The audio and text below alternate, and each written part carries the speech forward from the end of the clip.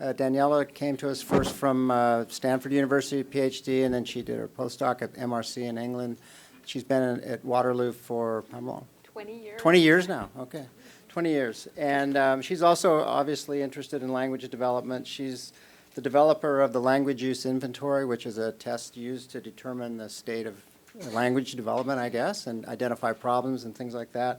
She's the director of the University of Waterloo's Center for Child Studies, and is, like Helen, both an internationally known child development language expert. So, Daniela, please. Thank you. I think I'm going to be up here, so I may actually find that easiest. We'll see what works out well here. I'm so glad there are some new moms in this. You'll see why when you see a very embarrassing video, at least for me, you can relate to. So thank you so much for the invitation to come. This has been just a wonderful day and a half already, and I'm so pleased to be here. Babies are born to communicate and socially interact with people right from birth. From the first minutes after birth, it's been shown that babies already show a preference to listen to their mother's voice and to familiar melodies of stories that were read to them before they were even born.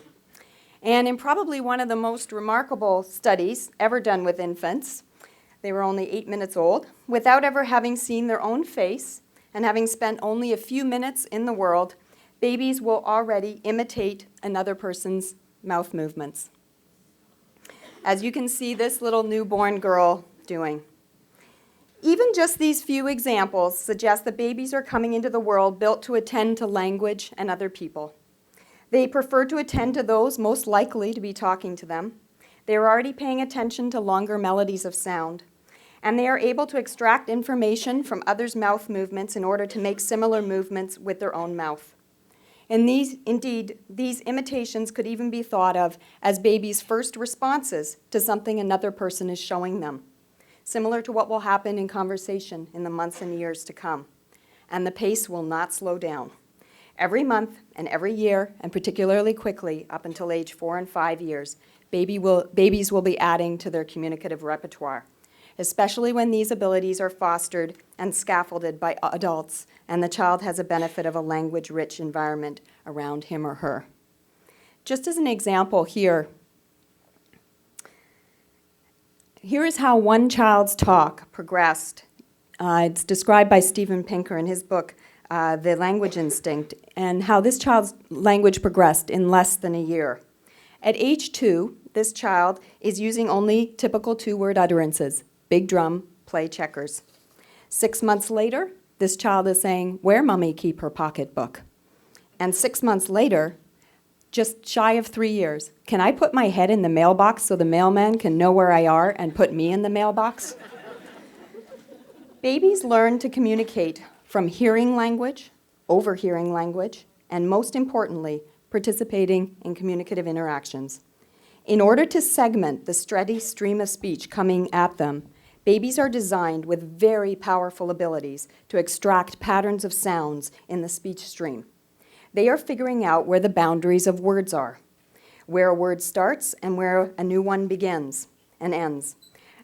When we as adults hear English, all of the words sound very distinct. But this is actually an illusion of sorts. It's our brain already able to identify easily words in a stream of speech that actually has no pauses between words. This is why when you hear a sentence in another language that you don't know, you often can't even tell where the words are in that sentence. But babies are actually exquisite statisticians who can analyze such sounds coming in, their data, so to speak, provided by adults around them, to begin to find those words and attach meaning to them. Babies crave social interaction with others, and as anyone who has interacted with a baby knows, it is very difficult to talk to a baby in a normal adult voice. "Hi, little one, did you have a good nap?" Does not come out sounding like this. It comes out sounding like, "Hi, little one, did you have a good nap?" Our voices go up, we slow down, we use shorter sentences, we put more stress on certain words, and we exaggerate our facial expressions.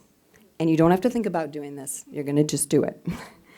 Researchers are still figuring out exactly what the key features of caregiver or infant-directed speech, as it's called, are, which features are universal, and what it all means in terms of helping a baby figure out where the words are and all this gobbledygook of language and sounds coming at them. But talk with these kinds of features is certainly what babies have been shown to prefer to listen to over boring adult monotone talk. In a sense, they recognize it as talk meant for them. Babies can also show us that they can engage in conversations and learning about what conversations are. Think for a moment about what constitutes a conversation between two people. A really important feature is the fact that each person takes a turn contributing something.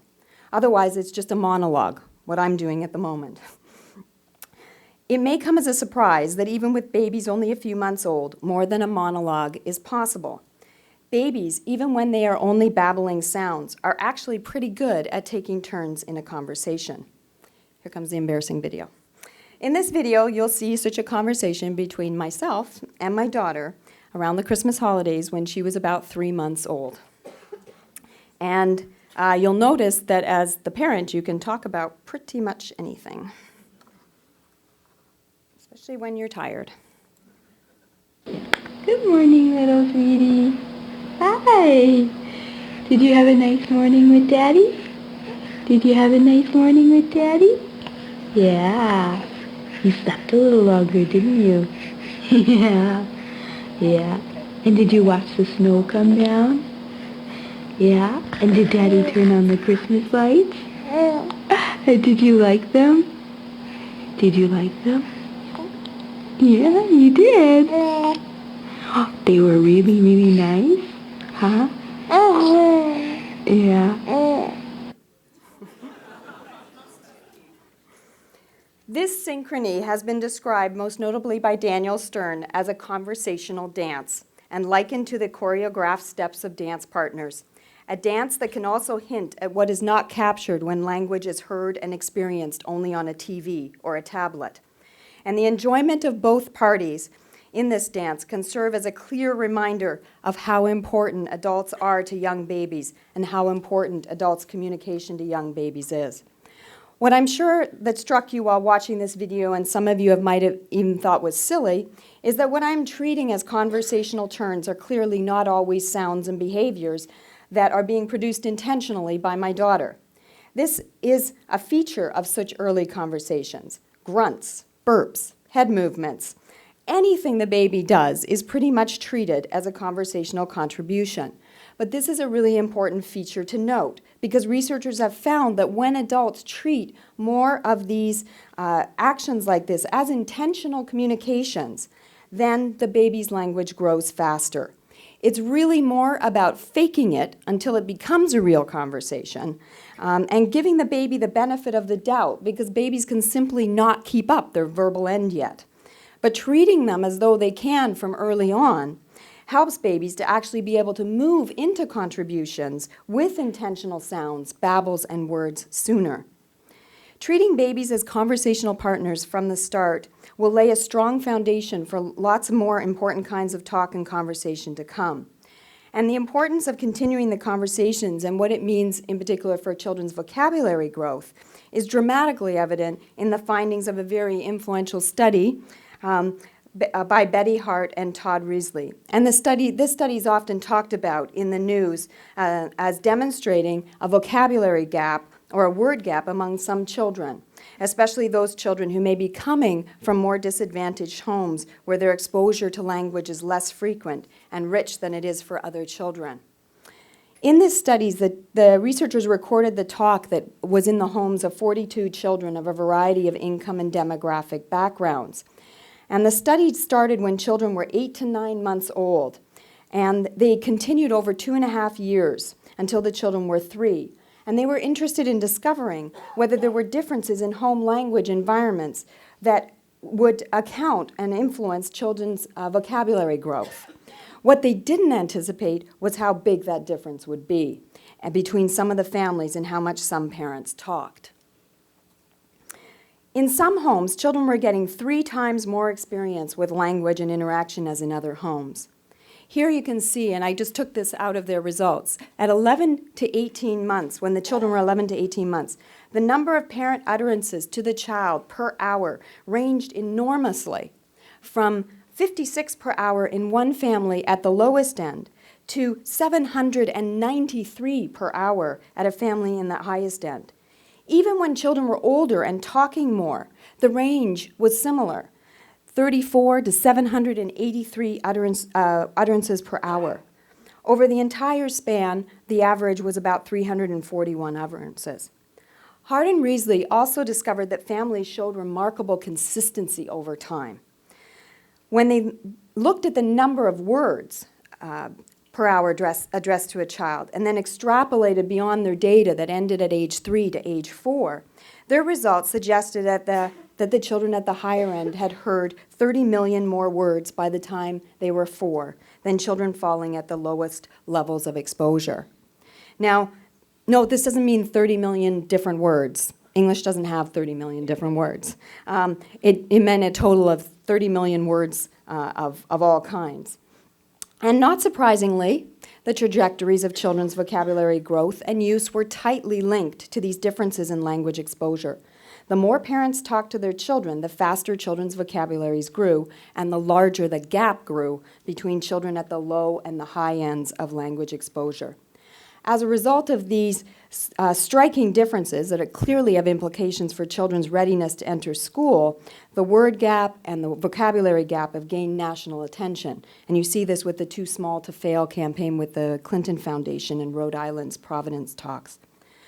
But going back to Hart and Riesly's study, beyond just looking at words, they were very interested in the conversational interactions that children were experiencing. What features, for example, added quality to these interactions? And did this make a difference to children's later outcomes? So when they were transcribing all this talk, which is just a monumental feat, they had 5 initial impressions of what parents did that added quality to their talk.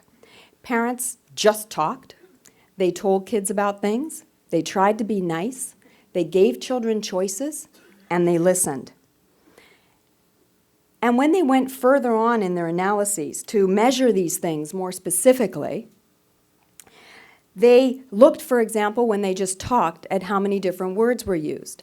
Telling children about things, where was what kind of language were they using that refers to relations between things and events?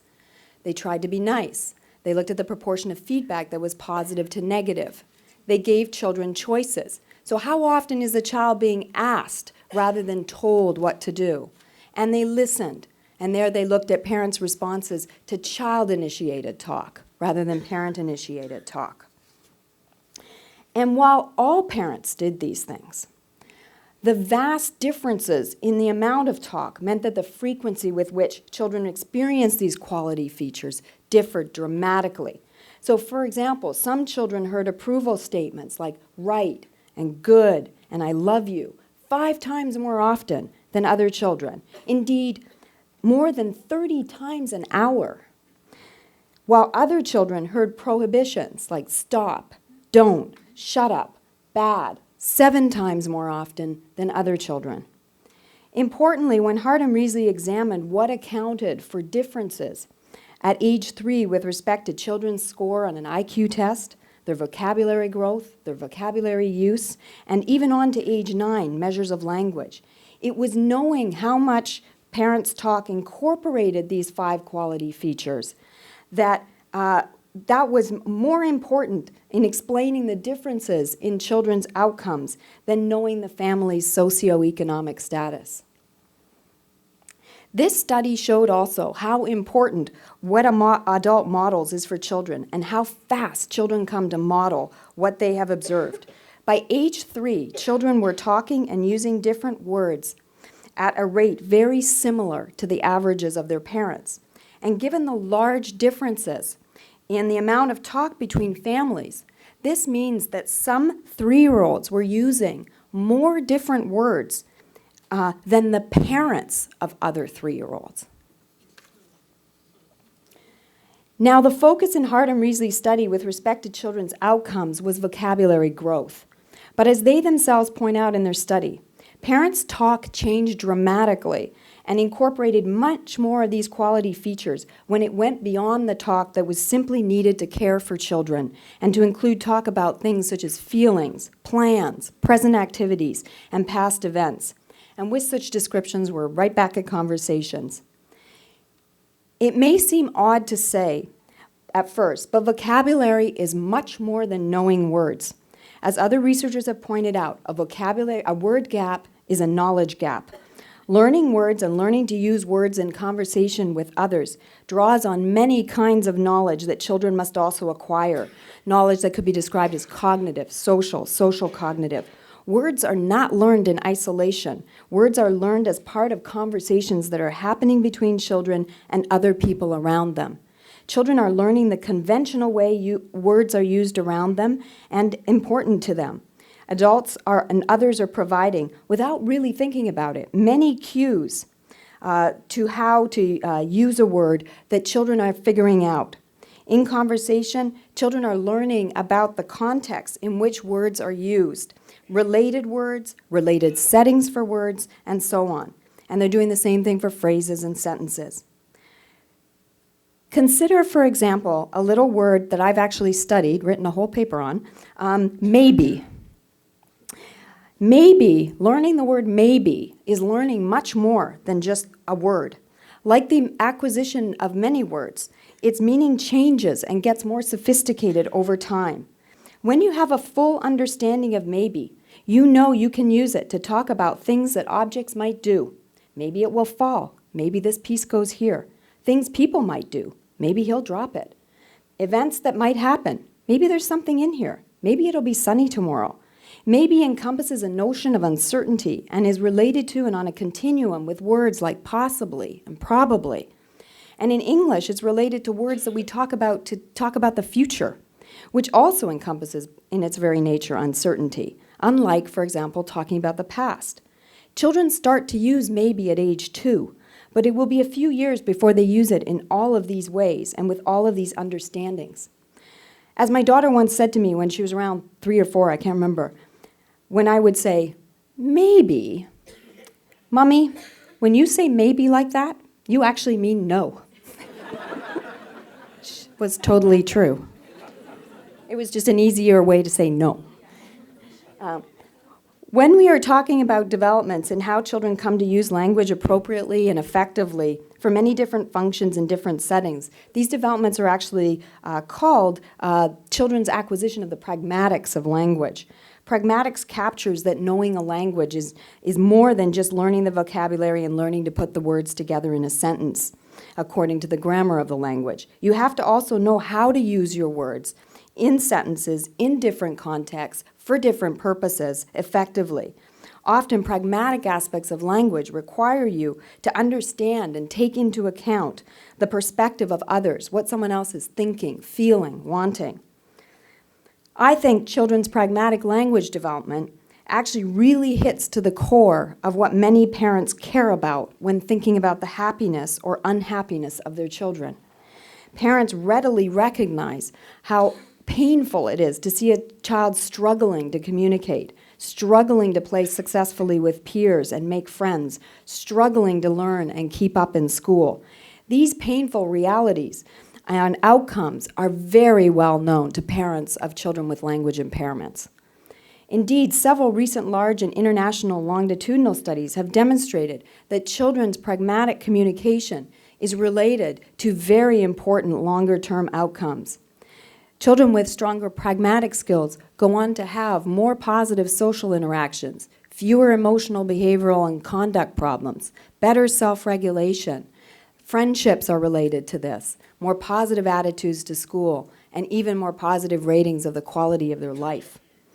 There's much that remains for researchers to know about exactly what aspects of children's language environments contribute to relations to longer outcomes like this. But on some aspects, there are consensus. And so for the rest of this talk, I'd like to focus on ways of talking in everyday activities that really appear to lay some of the foundations for these outcomes. Now, This is a little bit biased here, but as I consider different everyday settings, I'm going to highlight the sharing of picture books with young infants and children, partly because we study narrative in my lab, but also because I am an absolute huge fan of picture books, and I bought them long before I had kids. Their artwork alone is staggeringly beautiful, and many picture book authors are artists in their own right. The words, the poetry, it's like a beautiful song or melody. And in sharing picture books with a child, you can open up a world of learning way beyond your expectations for something so small. Let's begin with reading comprehension. Once children have mastered the decoding stage, comprehension becomes the issue. And for some children, this marks a stage around grade 3, or 3rd grade, I think, here, where they may fall significantly behind their peers.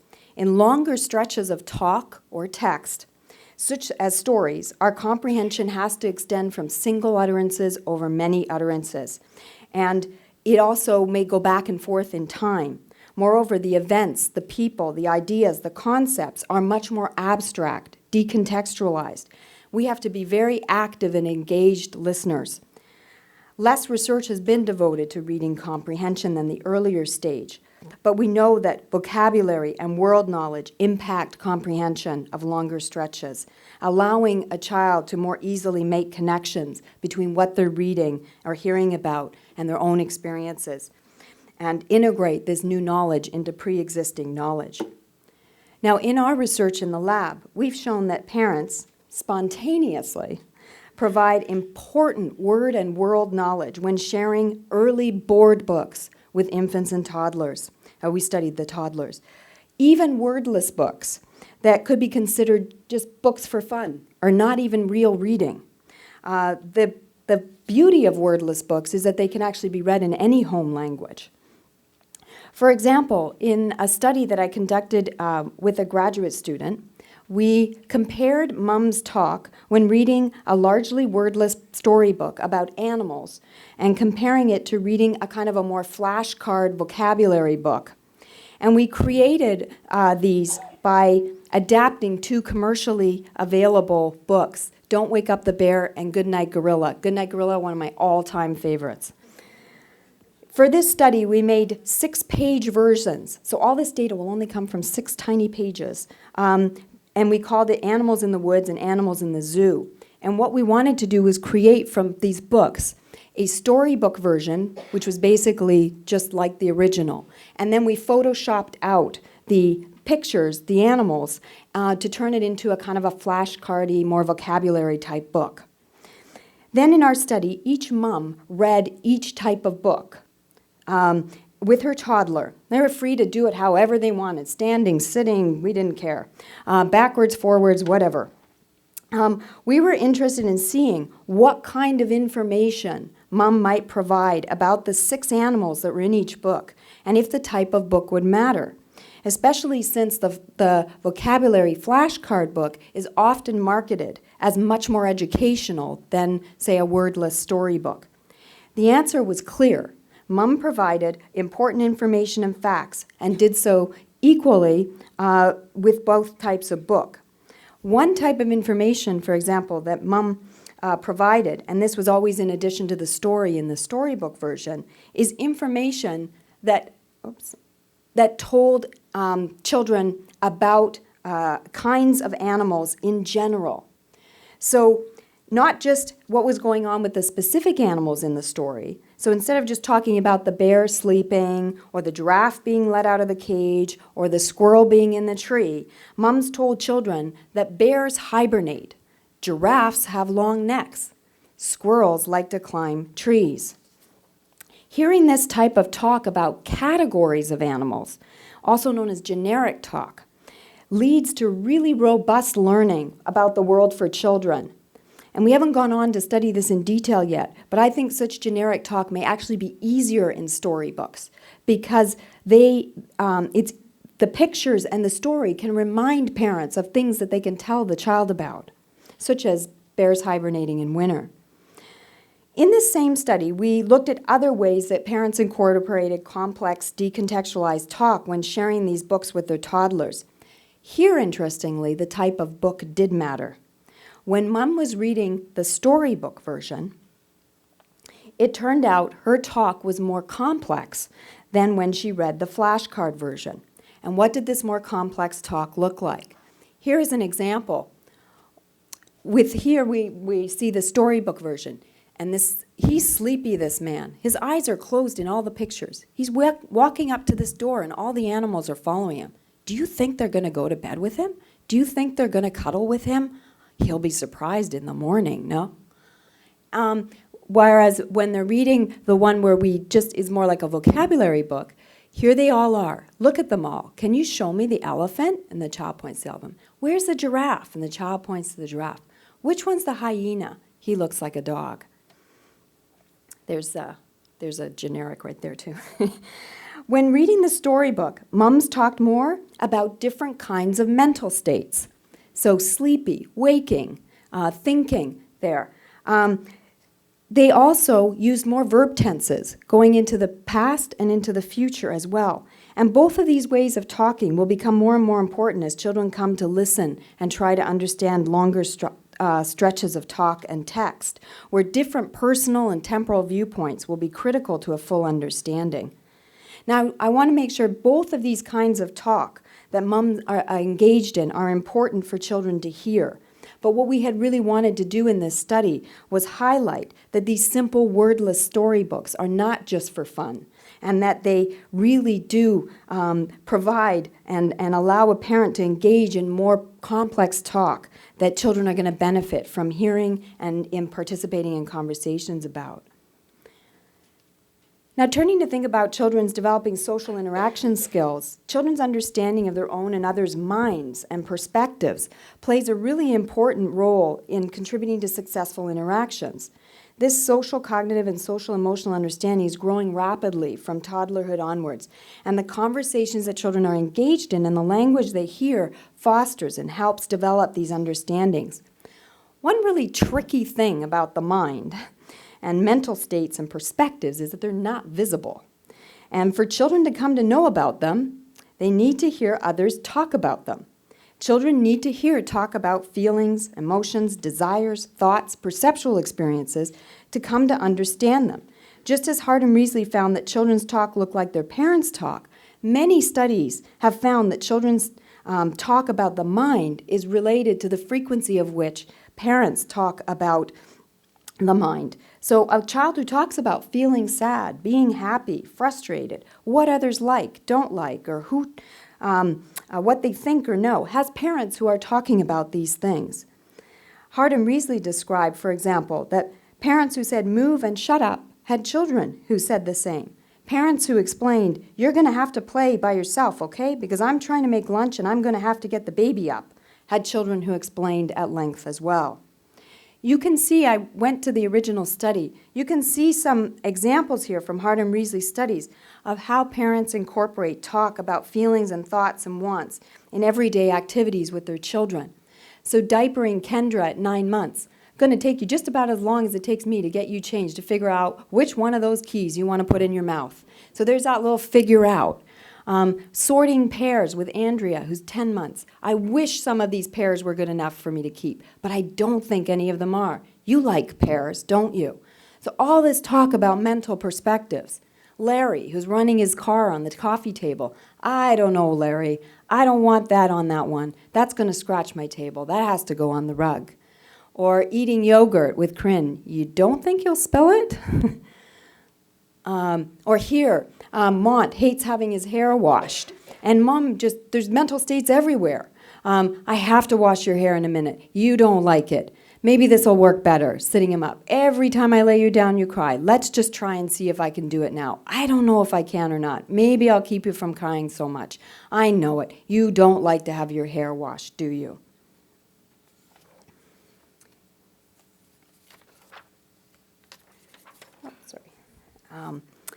Given the importance of socio-emotional competence and self-regulation to children's ability and interaction with others, I'll focus for a moment on the toddler years to emphasize how important hearing adults talk about certain mental states such as emotions and feelings is.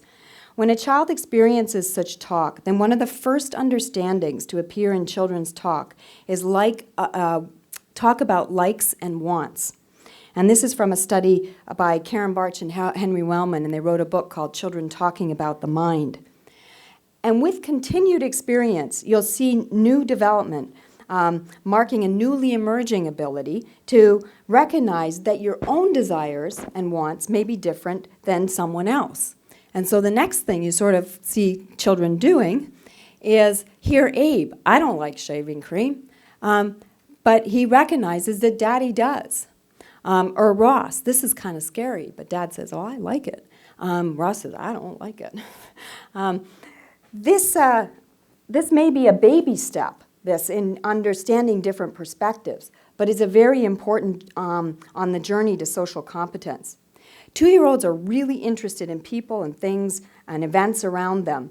And Judy Dunn carried out wonderful work going in children's homes, looking at the beginnings of social understanding at this time period, and found, for example, that one of the most frequent questions 2-year-olds asked was where somebody was. 2-year-olds are also keenly interested in how things typically are and should be. So it's not uncommon that a 2-year-old will notice and comment on and be even upset with toys and objects that may be broken or somehow different than normal. And this keen awareness of standards also applies to behavior. Now, this can be misinterpreted by adults as a child deliberately doing something they're not supposed to. You just told them not to go for that remote, and they're going for it, and worse, they're smiling. Or trying to deliberately mislead mom or dad. You know, I didn't eat that cookie, and the cookie's pretty much everywhere. What these situations are, though, are reflections of a desire to understand what the acceptable standards are, beginning to anticipate that response of mom or dad and see if they're right or not, and the beginnings of notions of accountability and responsibility. This type of experimenting that they're doing with us, with rules, actually is an advance in their understanding of social rules and behavior. In dealing with such situations, Dunn's conversational analyses revealed that from 14 to 36 months, mums gradually increased the frequency with which they referred to social rules, to acceptable behavior, to the feelings of others, and to the consequences of children's actions. And so this increased, for example, for reasons from 33% of the time at 18 months to over half the time when the children were 3 years old. And with this, of course, came parallel changes in the child's own ability to use social rules and feelings to justify actions and points of view. Now, we all know that every now and again, a toddler's desire or want's going to come up against a parent's conflicting desire, and your usually friendly, cooperative toddler dissolves into something that looks like this. Often the reason why they're upset seems pretty small, trivial, or totally mysterious. Nevertheless, from the child's point of view, it's important.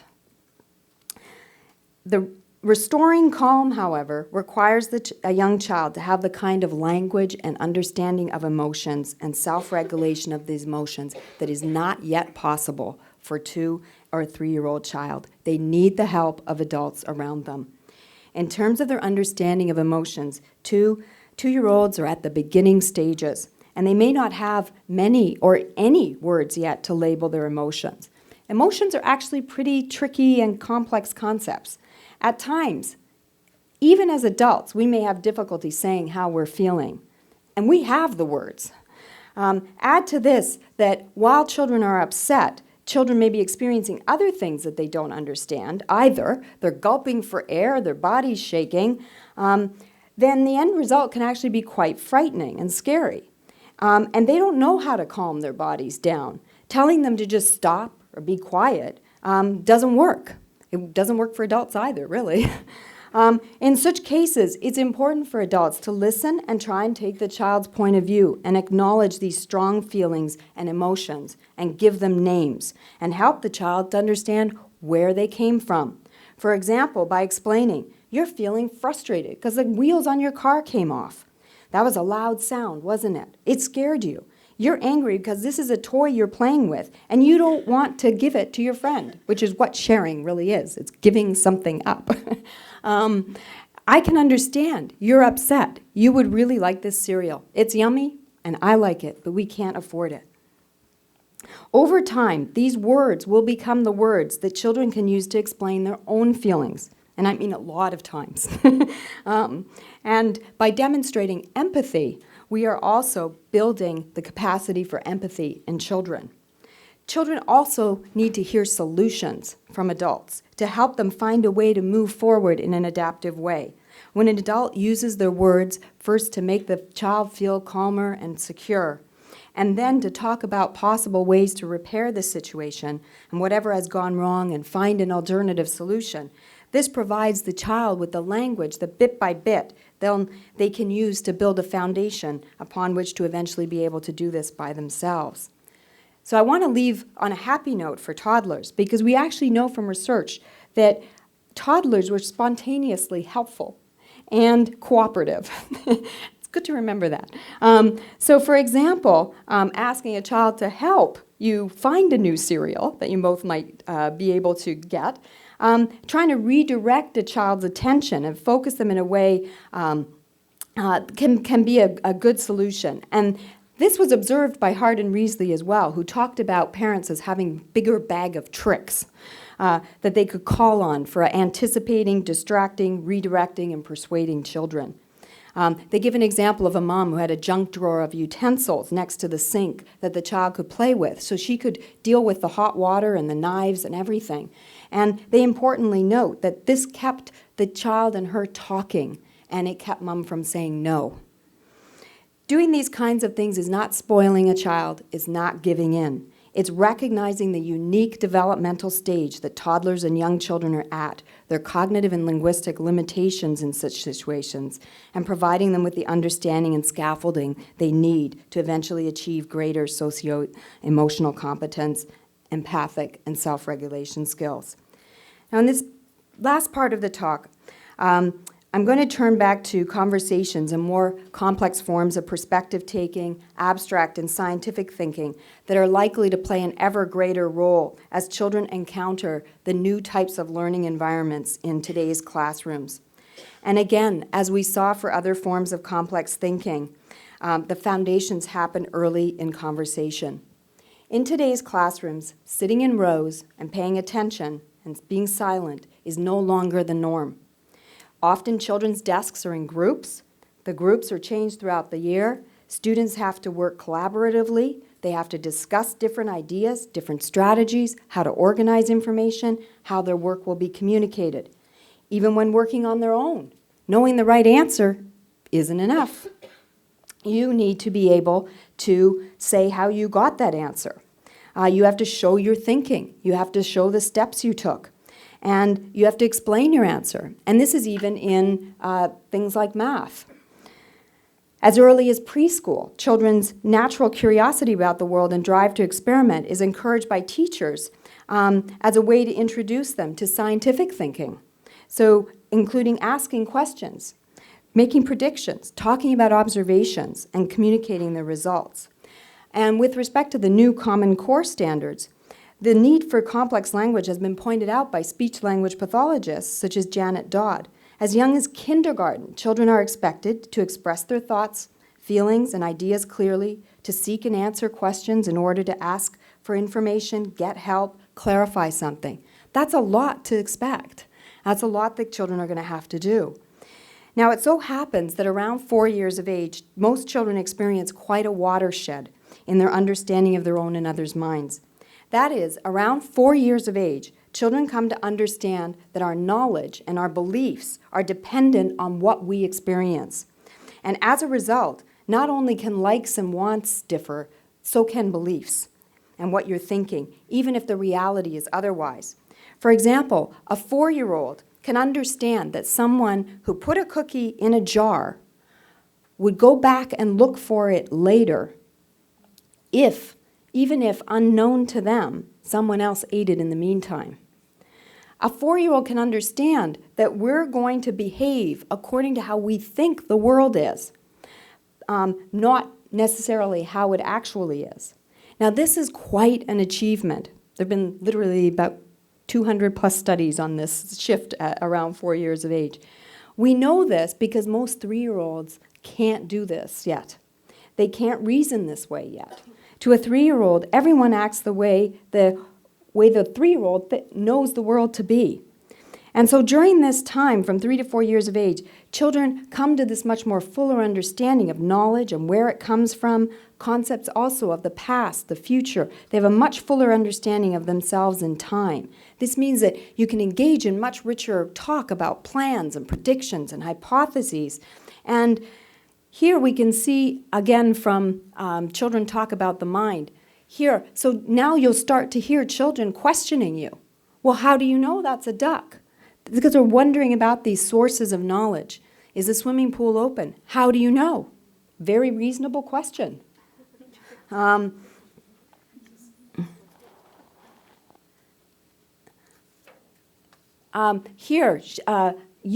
This is not your game, it's my game. You don't know what it is. In other words, you can't know, it's in my head.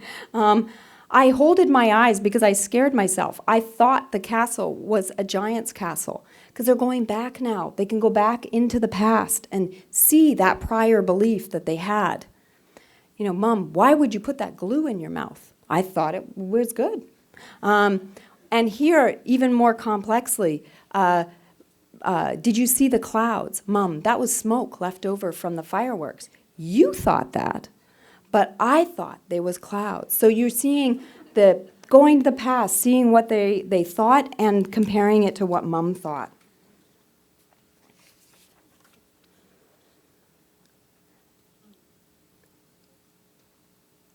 I'll just quickly say, these and complex ways of thinking and talking will relate to children's later abilities to thrive in these more communicatively and cognitively challenging learning environments in ways that researchers are just uncovering.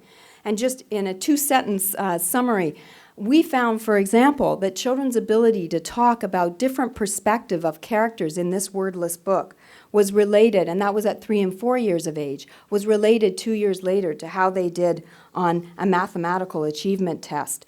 And that was over and above general language abilities. So it may be the same ability that's allowing children to think flexibly and shift perspectives is helping them in other problems. These new developments in children's understanding appearing around the age of 4 are again dependent on children's participation in communicative interactions with others in which these complex types of thinking are being talked about, making plans, discussing ideas and viewpoints, making connections between events and things. How can one build these more complex talks into everyday moments? I'm at the end now, and I can only give a few examples here. But I'm hoping that the pictures that I show you may spur on other ideas for fostering such talk. The pictures are all from one of my absolute favorite picture book authors and artists, Barbara Reed. So here, Zoe. Where is Zoe going? Where do you think Zoe's going? What made you think that? What have they brought along? What do we bring when we go to the park? She looks like she's looking at a pigeon. I hope she doesn't trip. They're on the bus. Where do you think they might be going? Where do we go on the bus? Does it look like our bus?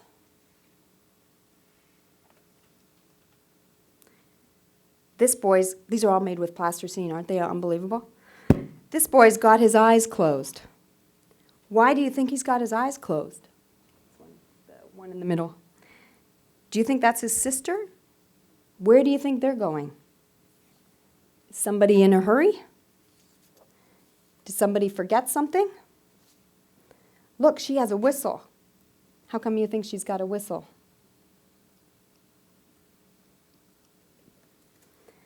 Do you go to the grocery store with Daddy? What are they buying? Does it look like what we buy? Do you like Cheerios? She's helping Daddy. Do you help Daddy too? Do you like riding in the cart? I wonder if they have a list. What else did they buy?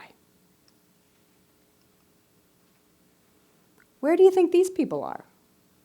Do you think they've noticed the mice? Who's waiting for the subway train? The mice seem pretty excited about that piece of paper. What do you think they're going to do with it? How come the picture's all blurry? That looks like a fun party, doesn't it? Do you like spinning around? What does it make you feel like?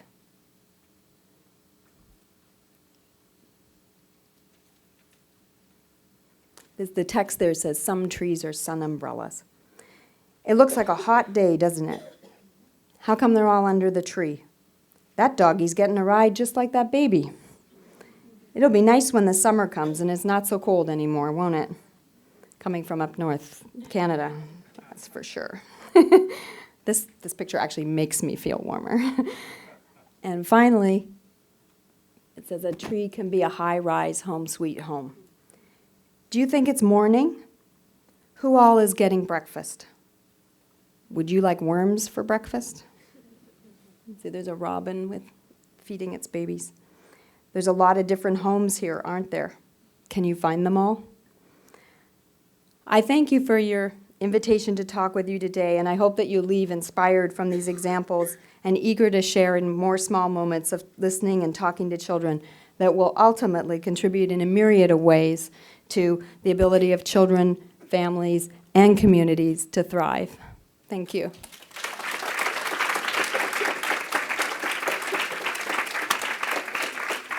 Well, here's a question from one of the overflow rooms. It says strong phonics program recommendation. I'm sorry? Strong phonics program recommendation. I guess whether you recommend a Oh, phonics program. that would be that's outside of my area of expertise. So, reading decoding is not my area, but maybe you can take that. Balanced approach, okay? We do not want our children to depend on sounding it out because then they're barking at print all the time. Duh, duh, duh, duh, and they never really learn the word, okay? Right. So it needs to be balanced. And it Can't- says for teachers particularly. Oh, for teachers to learn? No, strong phonics program for teachers, a recommendation for teachers. I'm not recommending. You're not? Sorry. Okay. I'm just curious about sign language. You know, they start Yes. doing that at a Well, young age. you mean the baby But- sign? Yeah. Okay, I'll confess, I use baby signs. Why? Why? Because my daughter was actually not a super early talker. She doesn't stop now, but at that time, she glommed onto them. She liked them. We did more, and then I made up some. We didn't have a huge repertoire, but there was one in particular. We have a peaked roof on our house. And so I made this as the home gesture. Boy, was that helpful when we were in the mall. And she's breaking down, and I was just, what? You know, she was not really talking yet. And you're thinking, you know, is she hungry? Is she tired? What? And she would go like that, and we're like, you want to go home. And you know that feeling as a parent, you're like, yes, I solved it. I know what you want. Because when in those early stages, and at least what the research suggests is they take more, it takes more energy to do those gestures. So once they have the words, they fall out. Because it's easier to just say, I want to go home, than to go to all this trouble. In terms of, that's what I would say is, the baby signs. If the baby likes them, use them. If they don't press it. Make them up. Don't start teaching ASL. They don't need grammar. They're gonna, they can get very it can sound like it has to be very sophisticated, but, yeah.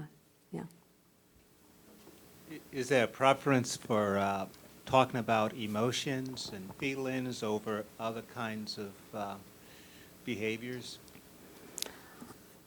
I don't think so. I think that what we want to give children is just a really big repertoire for talking about the mind. And, one thing that really struck me when we were doing the study on maybe, my student Christina Tance and I, she's now a professor at the University of Ottawa, was we realized that there's all these words for sort of thinking about things. And, what's the difference even with supposing, wondering, hypothesizing,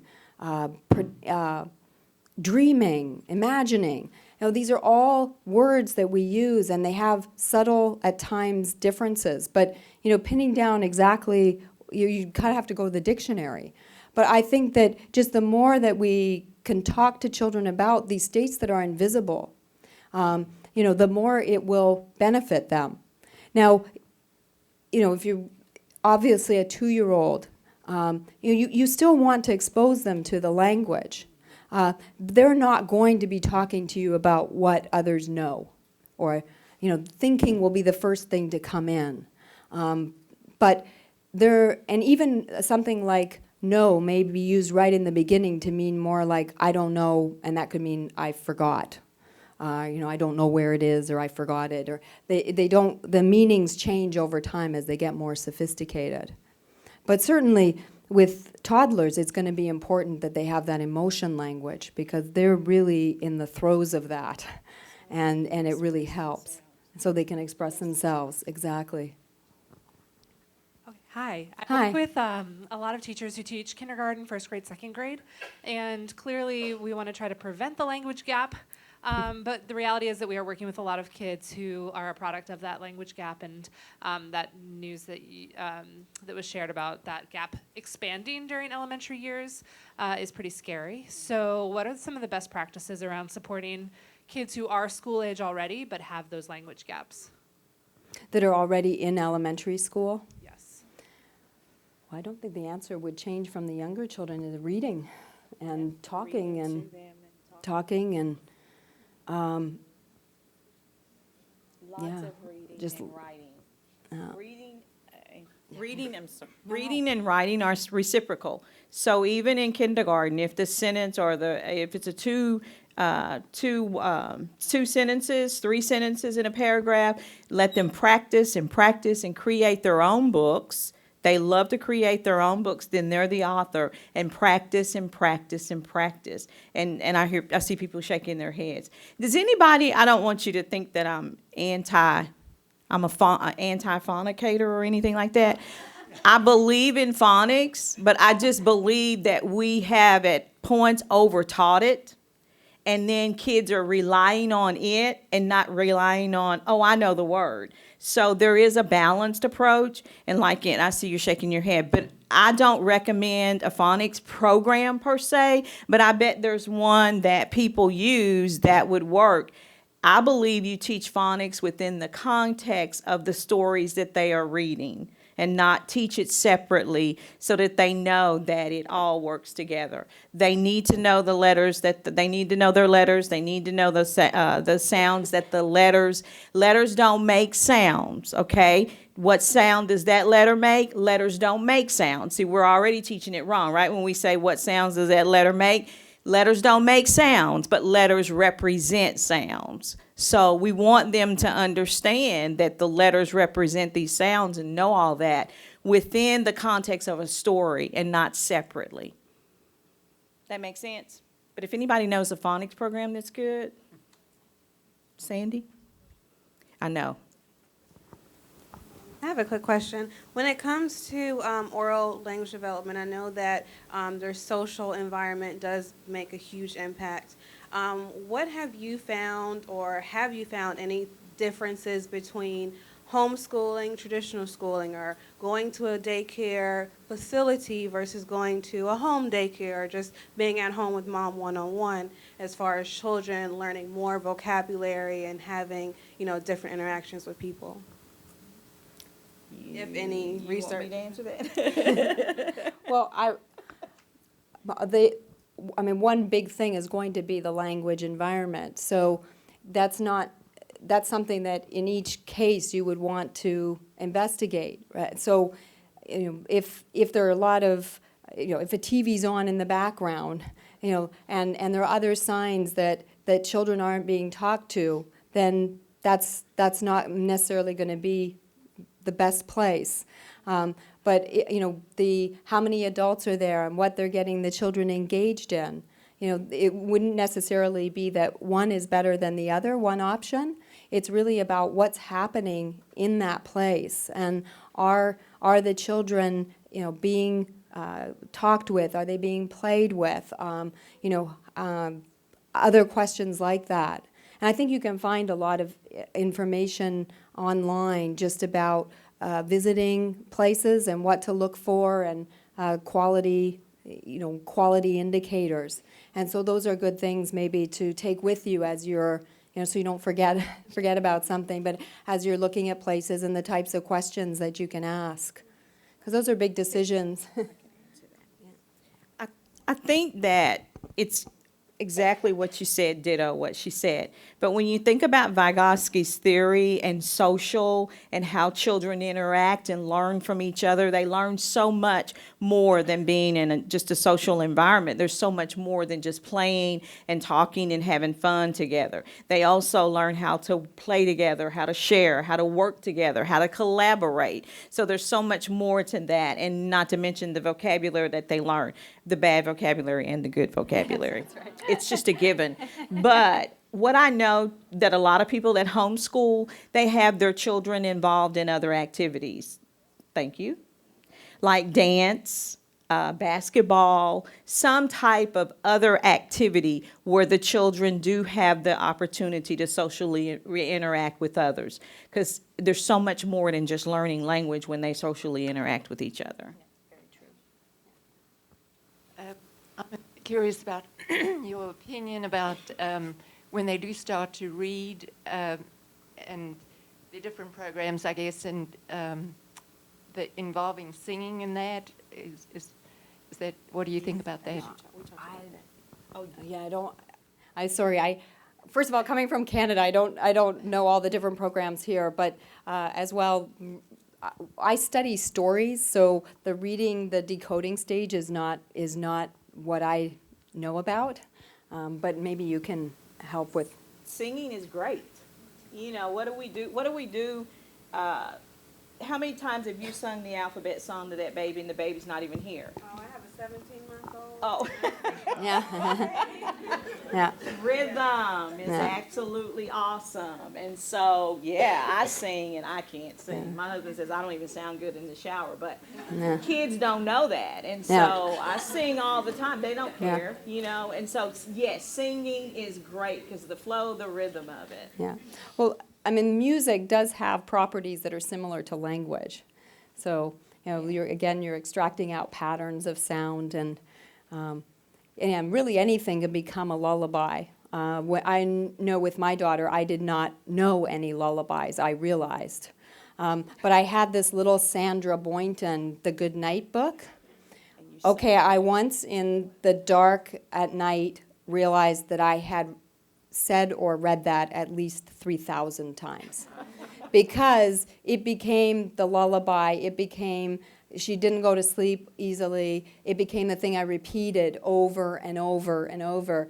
If we were in the car and she would start to get fussy, it wasn't hard to memorize because it's just a really short little book. It became the thing I said in the car to calm her back down again. In fact, the very first time that she really laughed was when I changed the prosody once, and I sped up during a part of it, and she just looked at me and just started giggling, and it was great. But I didn't really know any lullabies, and so I've ended up singing some pretty odd songs, bits of songs, whatever I knew, to try and get her to sleep. Yeah. But it's language. I just figure it's all language. Yeah. And that Goodnight book became something like there's a part where they are in the bath, in the tub, scrub, scrub, scrub. Mm-hmm. It's 8 years later. I can still remember it. So I would repeat those little bits when we were in the bath time, because making those connections. Researchers call them text to life. They're really important, taking what's in the book and applying it to the child's life. So you can use the books in that way, too, and the stories.